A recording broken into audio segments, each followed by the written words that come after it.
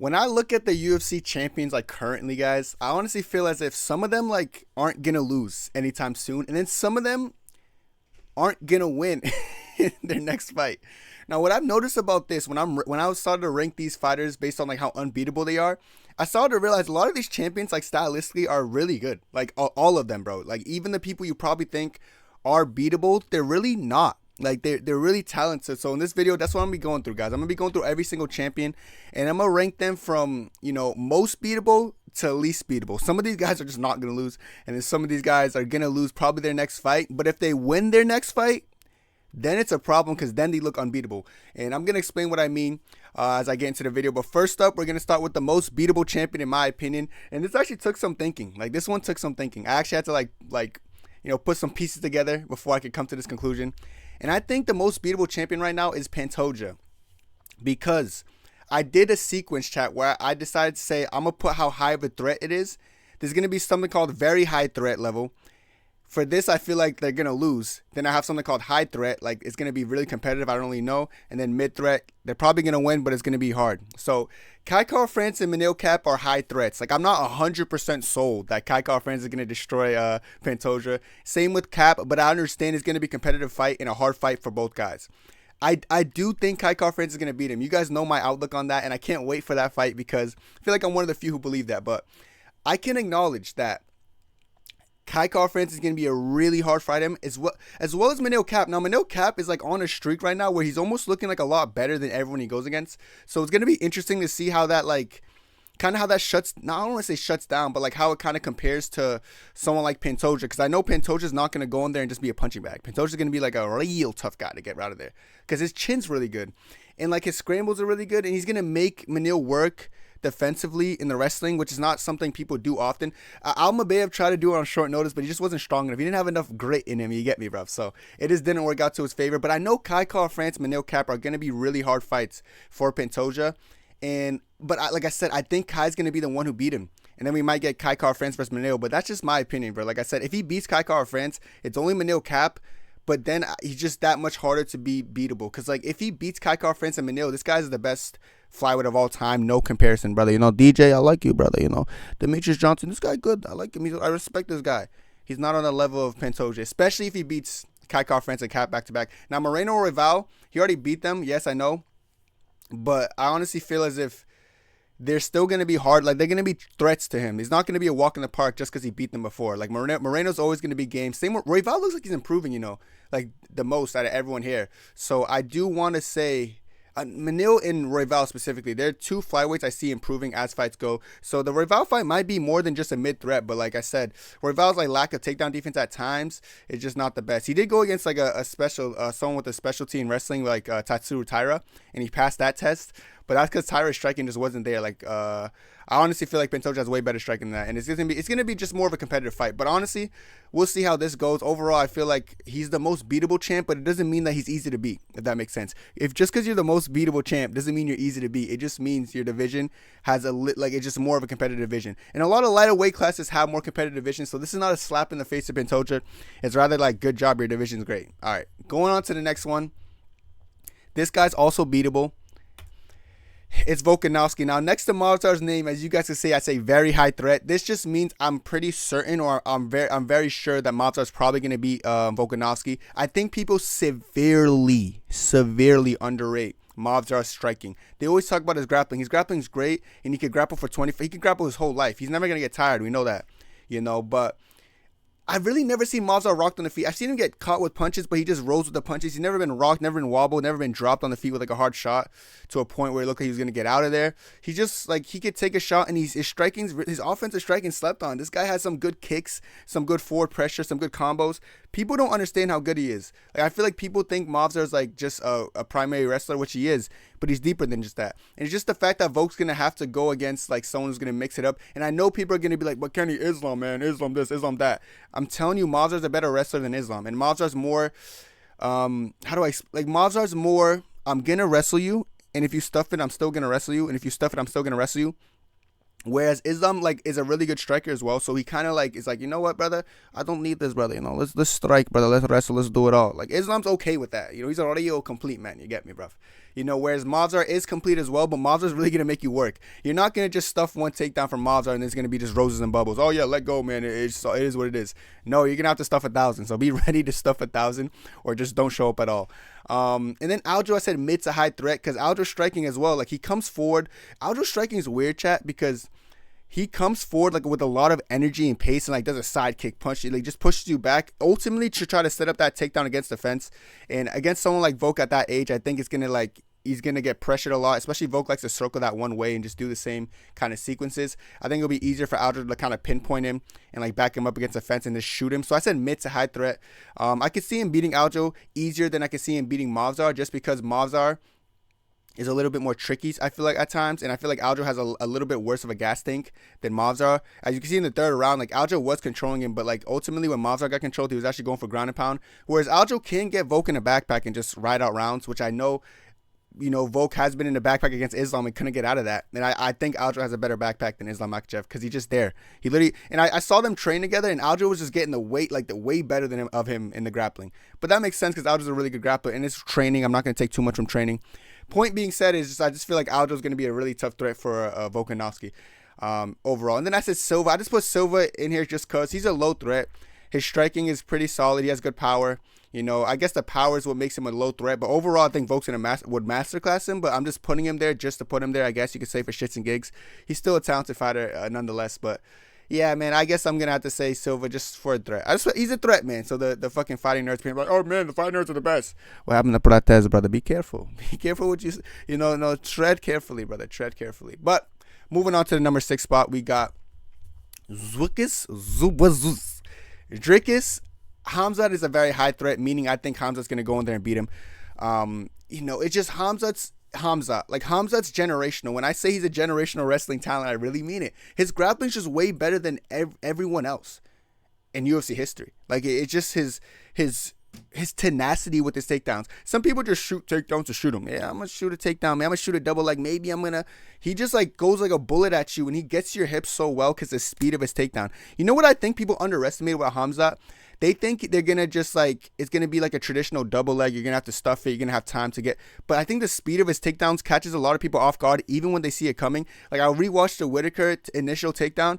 Whitaker definitely saw it coming, but it was just like the speed. And even like when Whitaker kind of gets away, like he's following Whitaker against the fence and still going for it.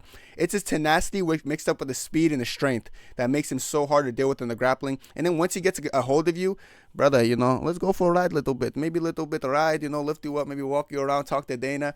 But Dricus is strong, so it's going to be tougher for that. In that, like, to walk around with him and all that. But I still think he's going to out-wrestle him significantly. I've seen Derek Brunson take him down multiple times. I've seen... Robert Whitaker took him down. He's just not that great of a wrestler as people think. People kind of overrate Dricus wrestling. Khamzat's like levels ahead. And I also said that Mavov's a high threat. Because I feel like a Mavov out of everyone's going to capitalize on the bad striking of a Dricus. Like, not bad striking, but the traditionally bad striking. Like, Mavov's a little bit more inclined to sitting in the pocket and countering. Just like a Darren Till, which is why Darren Till had so much success on the feet. He was sitting on his pocket, standing his base, and throwing elbows. And then DDP was running into it, getting like wobbled and stuff. So Imava's the type to do that too. And I feel like his hand speed will be a little bit too much for Dricus. Because Dricus doesn't throw necessarily fast. He just throws offbeat timing. But I think Imavov's hand speed in general is going to be like really tough for Dricus to deal with. So I do think that's a possibility. And also people can be like, oh, Dricus is going to take him down. Imavov's defensive grappling is not that bad. And he has really good guillotines and submissions sometimes off his back. So my only like bad thing about Imavov, he is complacent. When he does get taken down, he's hard to control. But then I look at Dricus and I'm like, he's not the best at controlling people, is he? So mixed emotions about that. But yeah, overall, I am going to say that it's a hard fight. And then I said Hernandez mid-threat because the thing about Hernandez, he can't take low kicks, and he's like, his striking's kind of mediocre. And I know Dricus is a pretty complete striker. So I just see Dricus give him a hard time on the feet. As far as the wrestling's concerned, yeah, Hernandez can kind of grind him out, but like Dricus is going to be physically strong. And might not be a better wrestler than Hernandez, but I don't know. Like, sometimes Hernandez was getting out-scrambled by Brendan Allen in some weird exchanges that he shouldn't probably get out-scrambled by. But then again, Brendan Allen's a pretty good grappler too.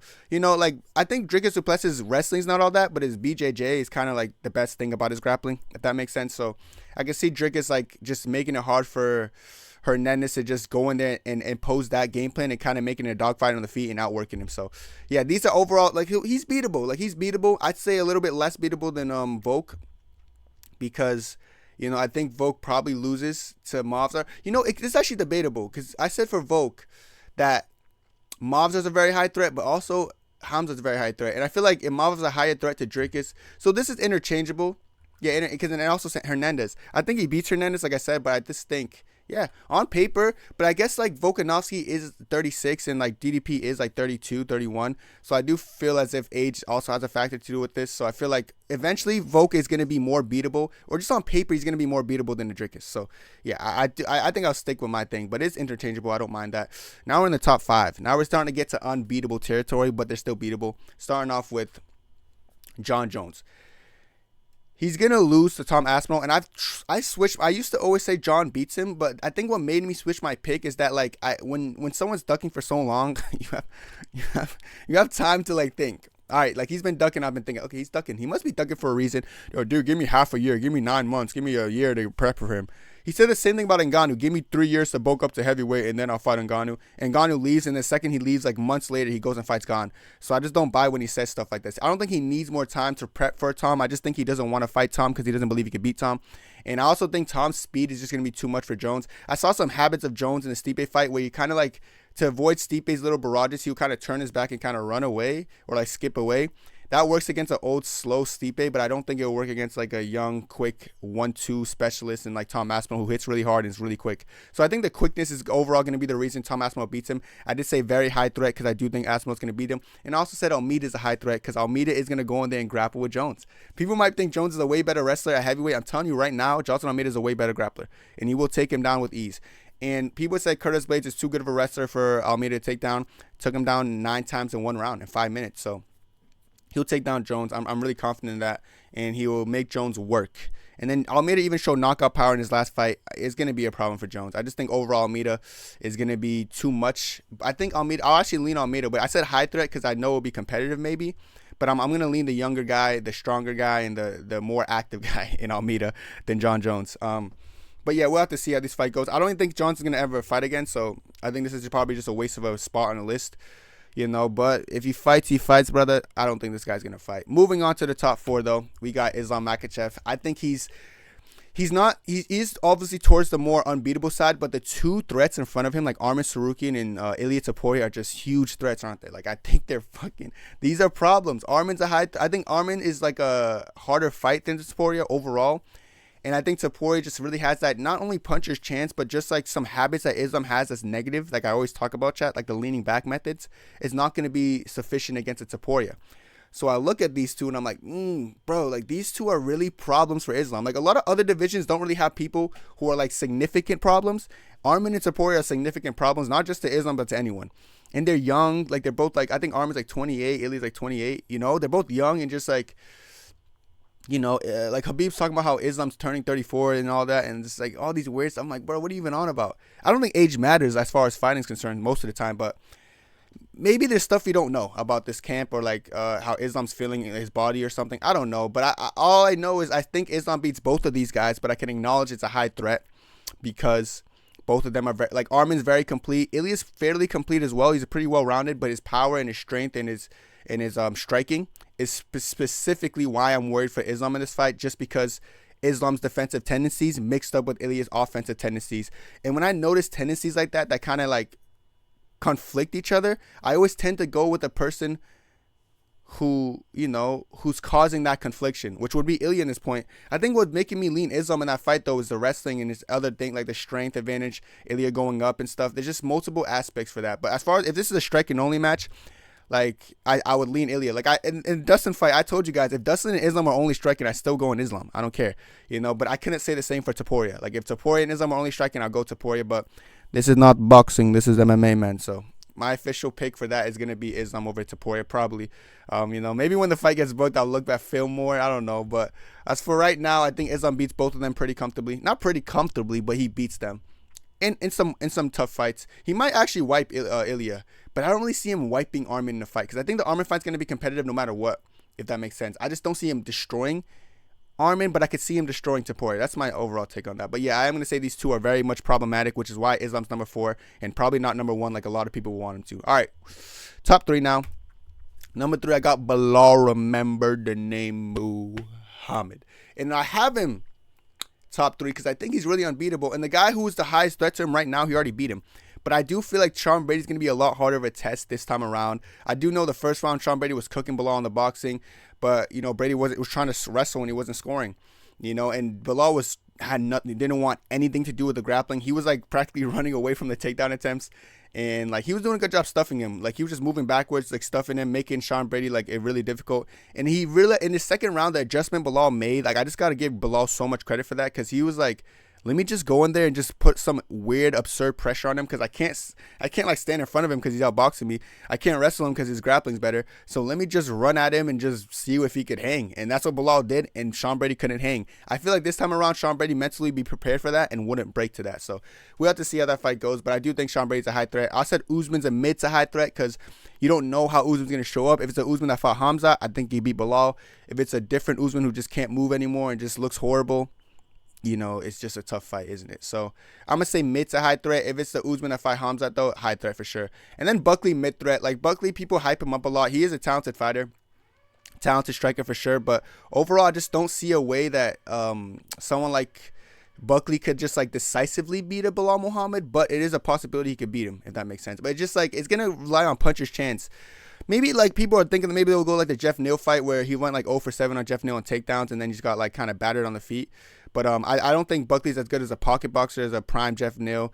But he does, like, Buckley's more of, like, a one-punch or two-punch at a time guy than, like, a multiple-punch combo guy in the pocket. So we'll have to see how that fight goes. Overall, I am going to lean someone like Bilal Muhammad over Buckley. But it's all preference for that, I guess. If you rely on puncher's chance and you guys think puncher's chance is like a really sufficient way to go about situations, then you're probably gonna lean Buckley. I don't pick people only based off puncher's chance, so I just couldn't do that. All right, now we're in the top 2 in the number 2 spot, brother. Merab Dvalishvili, and the only guy who has to beat him, I think is gonna beat him, but he already beat the guy. In a rematch, I do think Umar wins. And I do think Umar won the first fight 1, 2, and 3. I'm not going to say it's a robbery because that third round was pretty close. I feel like if everyone who watches back that third round will probably acknowledge that Umar won. But you guys got to realize, like, it's just like I feel like when you're winning the first 2 rounds and then the third round's close and the crowd's going crazy for a certain guy, you're going to be more inclined to lean the Merab in that fight. That's my opinion. But so I don't really blame the live judging and all that. People who watch it back and still say, yeah, man, Merab just fucked him up. I don't believe them, brother. Like, brother, who this guy, brother? Be careful, brother. You gotta just be yapping sometimes. I don't agree with this, brother. I just don't. I can't get behind that. But I will say, I don't know if Merab's ever going to rematch him. I do think Merab's the type to just not fight him again because he understands it's a hard fight and he'd rather take rematches or something. Just because how unwilling he was to fight the first time, there's just no way he'll want to fight him the second time. That's my opinion on that. And Merab's still one of the best fighters of all time, one of my favorite fighters. But I do think Umar beats him in a rematch. I just feel like the adjustments are going to be made by Umar. I think Merab's going to have to fight the same exact way. There's nothing Merab can do. Like, Merab did everything he needed to do in that fight. In the first round, he tried to be aggressive but got rocked. Second round, same thing, getting beat up. Third round, he did better but still lost, in my opinion. Then fourth round, he got to him pretty bad with the wrestling. Then fifth round, Umar was winning every single minute until the last 40 seconds where he got caught. So Umar looked a lot better in that fight, skill for skill. But like I said, Merab has a tendency of making opponents so wary of the takedown that they're kind of exuding a lot of energy. And then he does a good job playing to the crowd. Like, his playing to the crowd really won him this fight. I'm telling you, in that third round, if he didn't play to the crowd, dog. But yeah, other than Umar, chat, no one's touching Merab. Like, he's gonna smoke Sugar, he'll smoke Jan, he'll smoke anyone, bro. Corey Sandhagen, doesn't matter, Figgy. These guys, Cejudo, like, they're not hanging with Merab Dvalishvili. And, he could even go up and be a problem. I might have to make a video about if Merab goes up to 145 because this guy's a problem, man. And stylistically, it's very hard to beat a Merab Dvalishvili. You could be more skilled than him. Matter of fact, 90% of opponents are more skilled than him. But it's different when you're in there with him because he puts an absurd pressure and absurd pace on you. So Merab is definitely top 2 for me, which leaves only one for number 1. Magomed Ankalaev, there's no threat. People try to say Dominic Reyes. That's funny to me. People try to say Yuri Prochazka when stylistically, I don't see an easier fight for Ankalaev, who's a great counter striker going against someone who just has all offense, no defense. Like, I think Ankalaev just goes in there and literally melts him to the worst extent possible. There's no one who could beat him. Like Jamal Hill, like gets destroyed. Khalil Roundtree, stylistically, I think will be the hardest fight, unironically, just because of the way he fights. But I just don't think that's going to be even close to beating Ankalaev. Nobody beats Ankalaev, guys. I'm telling you. I think what's his name, Carlos Ulberg, stylistically, like his side to side movement, it would be frustrating for Ankalaev to deal with because he'd be like chasing him. It'd be kind of like every other Ankalaev fight where he gets hit and then they start running. I can see that being the case with the Ulberg fight with all that circling, but no one's gonna beat Magomed Ankalaev. No one could touch him. Pereira rematch is gonna be even easier. It's a mix of like Ankalaev being really good in the division, kind of being lackluster. And when you have a really good champion in a lackluster division, that's what creates the GOATs. That's why Young Jones was so good, because the division style, like skill for skill, was so lackluster in contrast to the prime Jones. So Jones was just running through everyone. So I see the same thing with the Ankalaev right now, and I just think he's gonna put the beats on anyone in the light heavyweight division, like Dr. Dre, hands on him, lots of bass, brother. As far as Dale goes, you don't get better than someone like Magomed Ankalaev. That's a real bad Russian, man. You get me, bro? He comes to smash, brother. He comes to smash. No one's going to beat him. He's not losing anytime soon. So if you don't like Ankalaev, do not watch light heavyweight division for the next 5 years, because it's going to be a very one-sided beatdown unless someone comes out the fucking shadows and just becomes great. But this is my list. Let me know what you guys think down below. I think this is pretty accurate. Like, I feel like everyone should have like an agreement with this, because I feel like we could all agree that Ankalaev is probably the most unbeatable. As far as like things in between, there's some things that are interchangeable. But brother, this is my opinion. Let me know what you think down below, and God bless. 2, 3.